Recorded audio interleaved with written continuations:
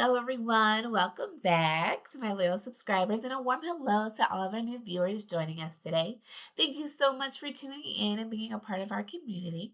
If you enjoy our content, don't forget to hit that subscribe button and turn on notifications so you never miss an upload.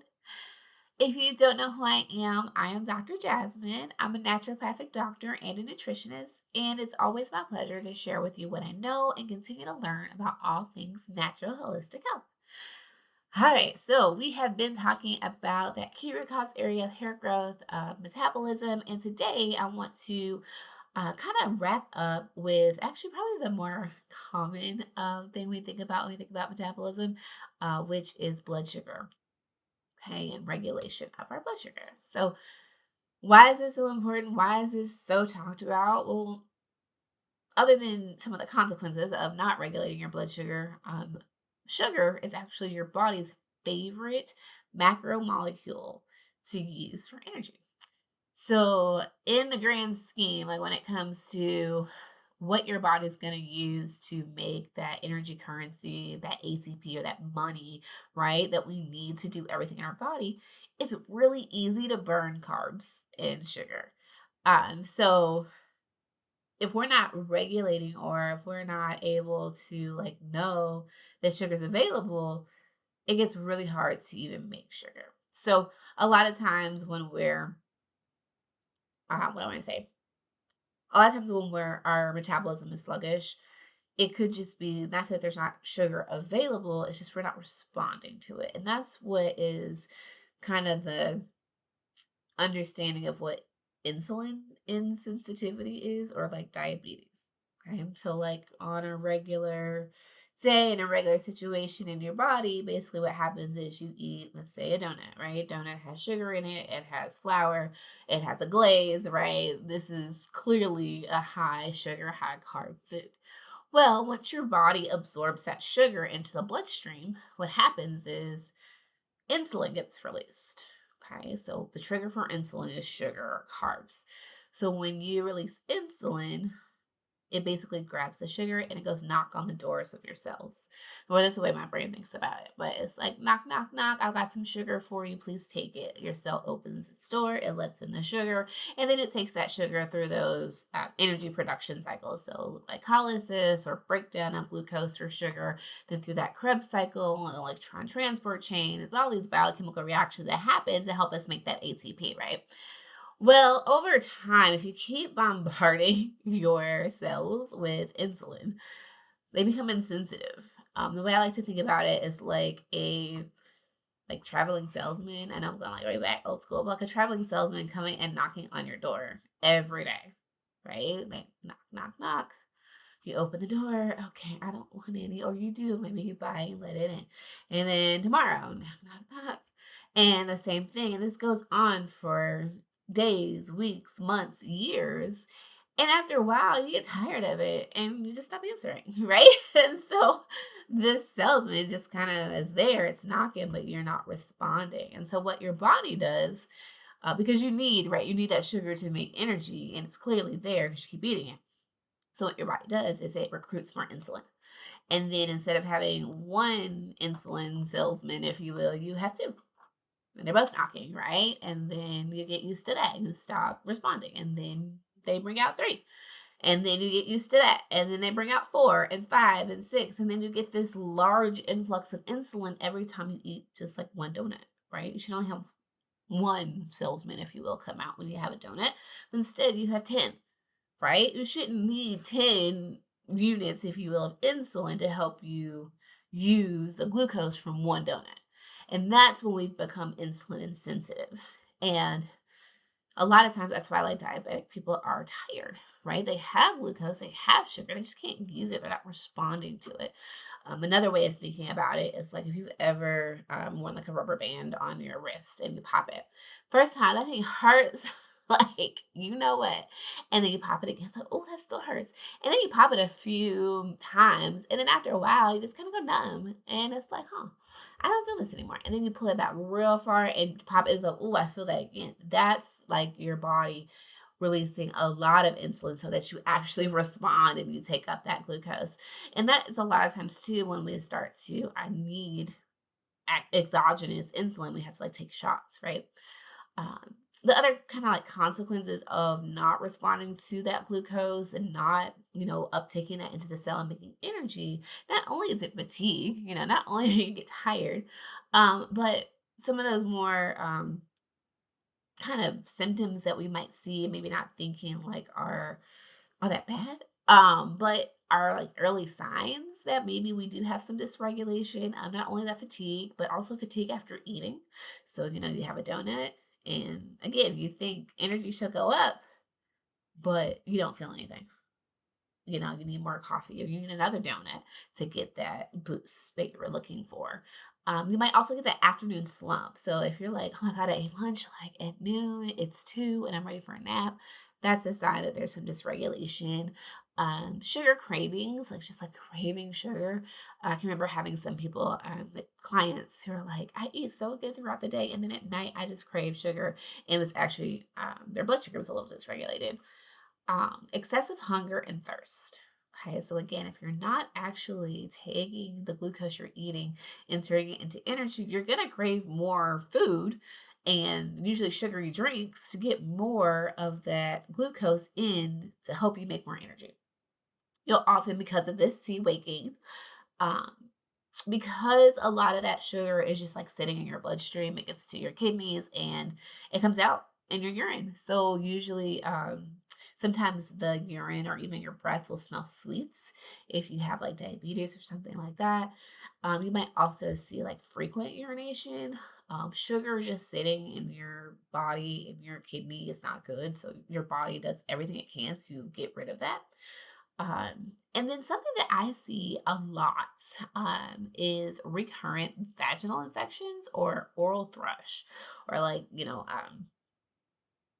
if you ever see like white patches on the tongue, that's like candida. It's a yeast or fungus that grows, or if you get a lot of yeast infections vaginally, those are signs too that maybe your blood sugar is dysregulated because yeast loves sugar. And if you've got a lot in your bloodstream, it's gonna thrive, right?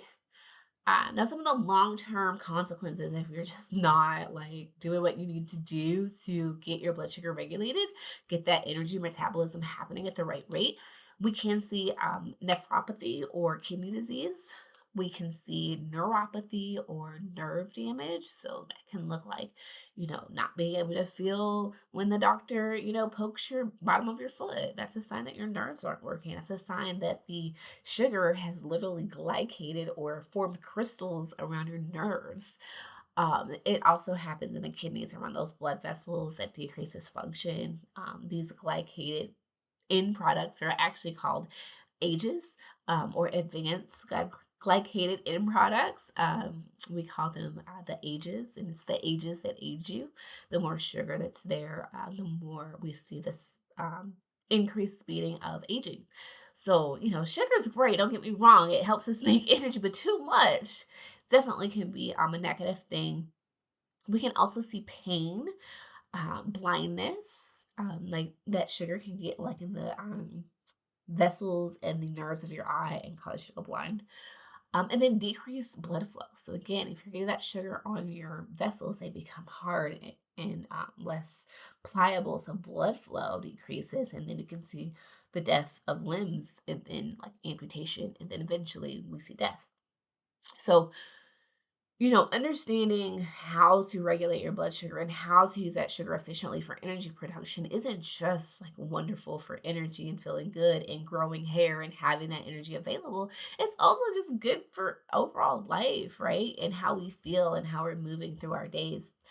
Um, when maybe think about some of the things we already discussed, if you're like, Dr. Jazz, I think I might have this. What do I need to talk to my doctor about? Well, some of the things that I always like to test lab wise are going to be things like fasting glucose. Fasting glucose is a first line test often used to help screen people for like prediabetes and diabetes type 2. I love this marker, but I don't love the conventional ranges. I think the low of the low is like 60 or 65, and the high is 100.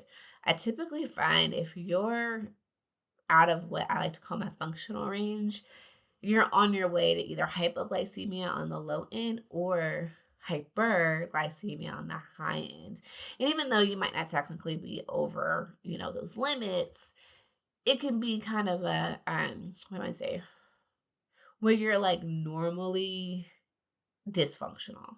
Okay. So typically I find people to be optimal between like 80, even 75 to about like 88. That's like that sweet spot. If you're above that, I'm definitely going to start doing things with you. I'm not necessarily going to like diagnose you with diabetes or anything.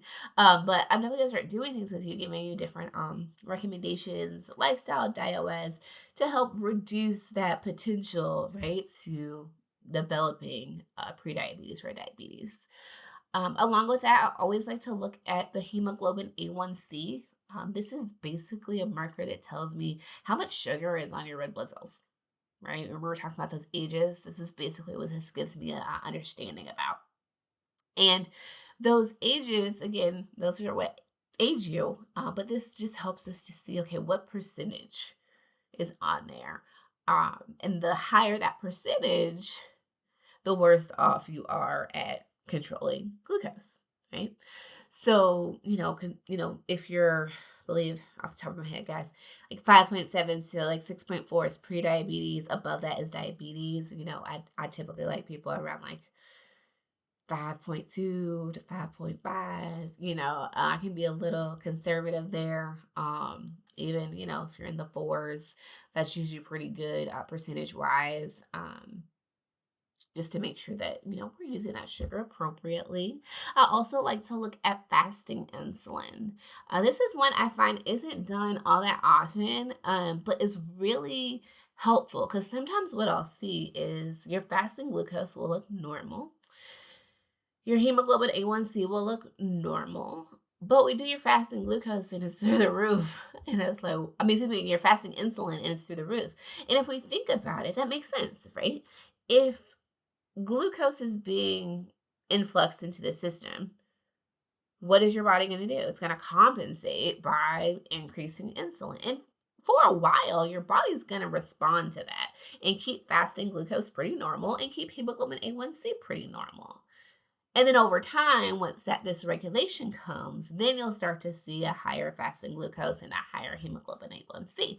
But a lot of times I find that this is sometimes years after people, have had this dysregulation kind of start, and some of those small symptoms that we mentioned, like the vaginal infections or the weight gain or the fatigue, increased hunger have been happening for these people, but no one ever looked at their fasting insulin. So we didn't really know that there was this underlying like issue going on there. Something else that I really like is the HOMA IR. Now, this isn't a lab test, it's more of a calculation. It stands for Homeostatic Model Assessment for Insulin Resistance, which basically is a understanding or a relationship between fasting glucose and fasting insulin. So basically, if you have a normal fasting glucose but a really high insulin, you're just pumping out a ton of insulin to keep your glucose normal, which is good. That's what your body should be doing in, presence of a lot of sugar. But the problem with that is that you're really causing your pancreas, that organ that secretes insulin, you're causing a lot of strain. And over time, it's just not going to be able to keep up.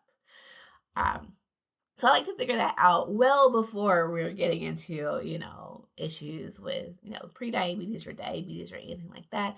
I want to see how is your body doing these things and optimize, right? Other things I like to look at in the urine are glucose.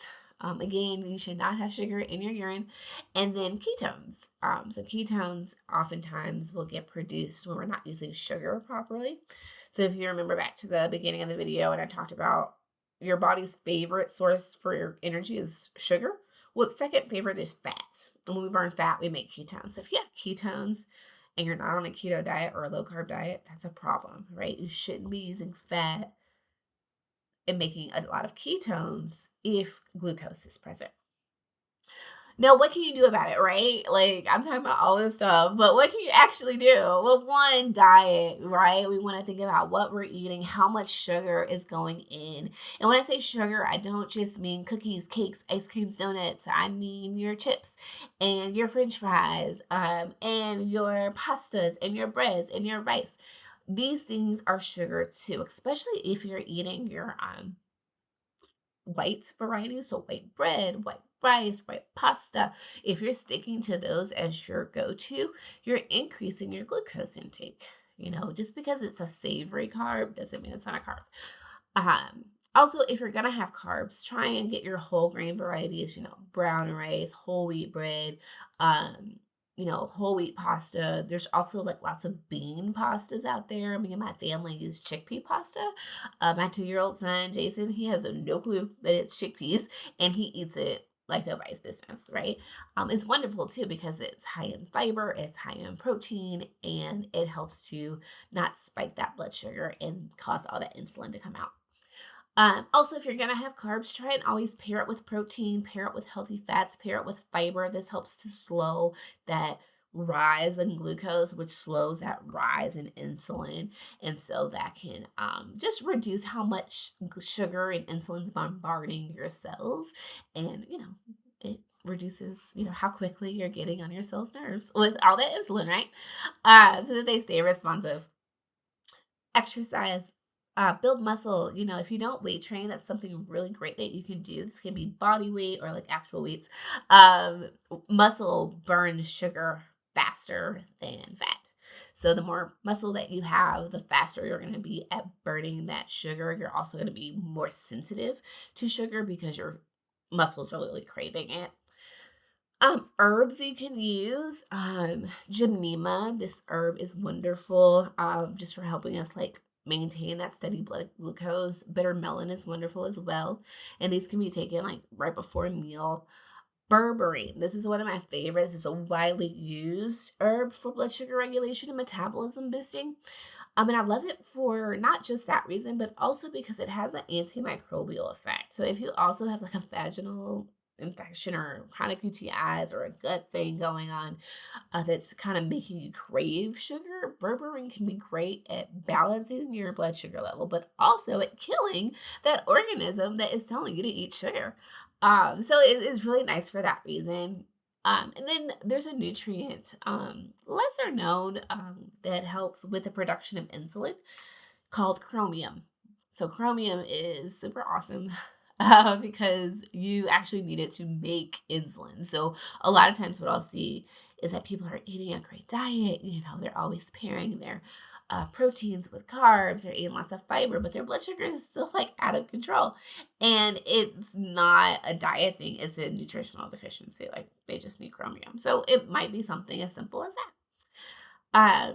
One note on like carbs and fiber, if you haven't, looked at like a nutritional label, be sure to, turn those packages over and look at the carbs. The total carb minus the fiber, that's how much carb is actually in the product. So, I'm trying to think off the top of my head, guys. Oh, there is. So like we like my family and I, we like those prebiotic sodas you can get now. They have like 9 grams of fiber in it. And I believe it's like 15 or 12 to 15 grams of carbs total.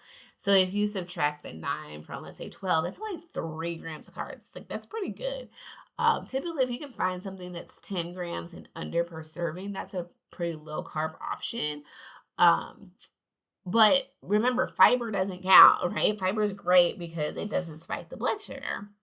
So definitely take a look at that fiber and subtract it from those total carbs. Also, consider your plant-based sweeteners, so like stevia and monk fruit. These are really good options to start sweetening your homemade baked goods that maybe you want to indulge in a little bit. There's chocolate chips out there made with monk fruit now that taste amazing, I might add. You can do, like I said, the sodas that have lots of fiber in them. Don't feel like I'm telling you to not eat sugar, not enjoy life, but just finding those better varieties so that we're not negatively impacting our metabolism. And then our hair, right? Um, so yeah, just kind of take all these things that I'm, kind of laying out here for you. I know that was a lot, guys. If you have questions, please, please, please comment. I love your comments, and I would love to just like dive deeper into anything that I mentioned today. If you'd like another video, leave it here, and I can definitely do that for you guys. Also, if you ever feel like you don't want to leave something under the video, that's totally fine. Feel free to email me directly at askdrjazz@gmail.com. Or you can always visit me at www.drjasmine.com to book an appointment with me. All right, guys, that's all for today. Thanks so much for watching. Please like and subscribe. All right, may God bless you and your health. Bye.